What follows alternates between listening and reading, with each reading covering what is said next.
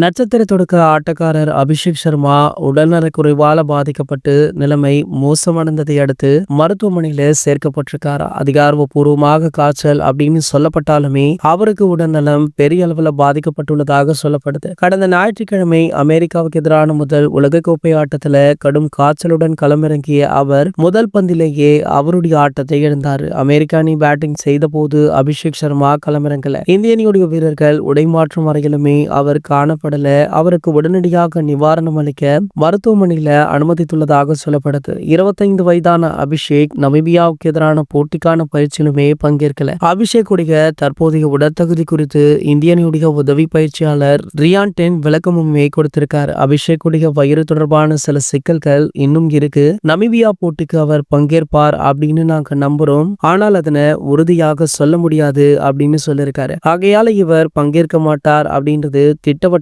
தெரிஞ்சிருக்கு. ஏற்கனவே பாத்தீங்கன்னா நட்சத்திர பவுலர் பும்ரா அவர்களுமே உடல்நல குறைவு காரணமாக வெளியேறியிருந்தாரு. தற்போது அபிஷேக் சர்மாவுமே வெளியேறிவிட்டார் அப்படின்ற தகவல் பலருக்குமே அதிர்ச்சியை கொடுத்திருக்கு. ஆகையால நமீபியாவுடன் போட்டியில 11 அணிகள்ல நிறைய மாறுதல்கள் இருக்கும் அப்படின்னுமே சொல்லப்படுது. இது போன்ற கிரிக்கெட் செய்திகளை பத்தி நீங்க உடனே தெரிஞ்சுக்க நம்மளுடைய சேனலை மறக்காம சப்ஸ்கிரைப் பண்ணிக்கோங்க.